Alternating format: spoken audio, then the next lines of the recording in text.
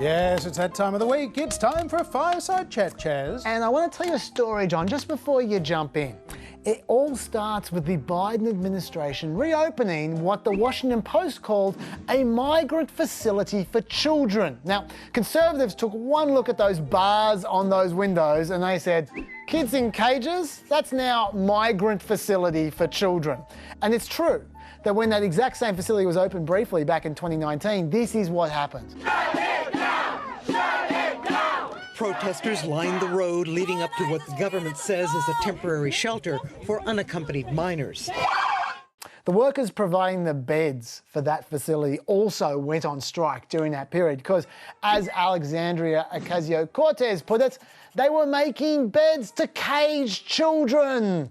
And soon they indeed shut it down. Until now. Leading to awkward questions like this. Kamala Harris said that this facility, putting people in this facility, was a human rights abuse committed by the United States government, and Joe Biden said, under Trump, there have been horrifying scenes of at the border of kids being kept in cages. Now, it's not under Trump, it's under Biden. And leading to frankly ridiculous trolling like this. What we are seeing here is the cruelty and inhumanity of Joe Biden's immigration policies. Yeah, Steve Miller, just a step too far, I feel. Give me strength. But what is going on here? Well, it all started on day one of the Biden administration when he supposedly began sweeping away Trump's immigration barriers, which led to a complete freak out over at Foxlandia. Mark my word, people will die, people will be raped, people will be victimized by criminals that shouldn't even be here.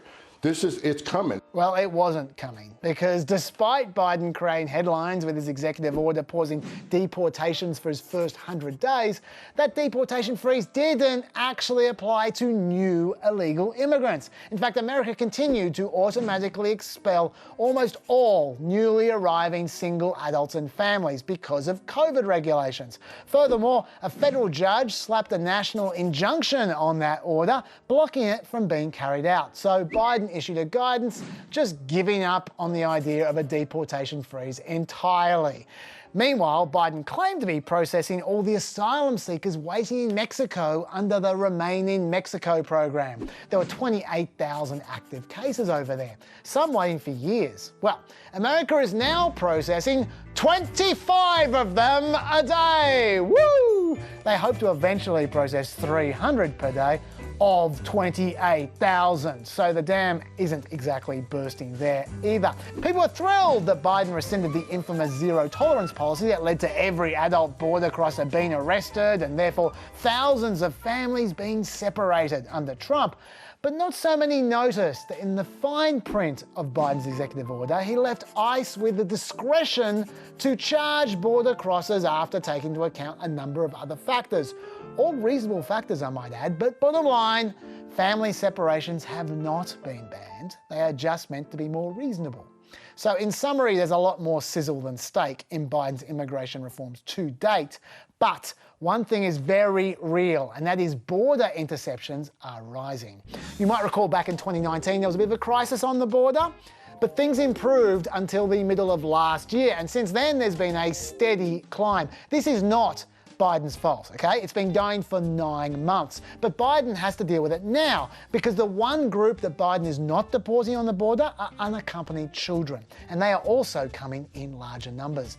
Under the law, the Border Patrol is supposed to hand them over to the refugee office within 3 days of catching them. But due to COVID, the refugee office can only use 8,000 of its 13,000 beds at any one time. And nearly 90% of those 8,000 beds have already been taken, with 1,500 new children apprehended just last week. And there are another 750 waiting to be placed right now. So do the maths, and the refugee office is screwed. It's probably already run out of beds, hence the need to open whatever facilities they can find. So, does this mean that Biden is doing exactly what he criticised Trump for? Well, no. These were the kids in cages under Border Patrol custody. That wasn't anything like these refugee resettlement facilities, although conservatives are right that lefties like AOC pretended these facilities were caging kids back in 2019. But the most important difference is this. Right now, the Biden administration is trying to find a family for every unaccompanied kid. The kids in those facilities are waiting for a placement because the government doesn't know where else to put them. Whereas the Trump administration was taking accompanied kids and splitting them from their families on purpose. Government records show the whole point of family separations at the border was to deter families from immigrating. And if you don't believe me, listen to this guy. If they feel there will be separation, they don't come. So that is the difference, John. Biden is in a world of hurt with illegal immigration, no doubt. This is bound to get extremely ugly. But what he is doing and what Trump did, a chalk and cheese. Go. But Joe Biden is going to have a similar problem soon. They talk about push and pull factors when it comes to illegal immigration and border crossings in the United States.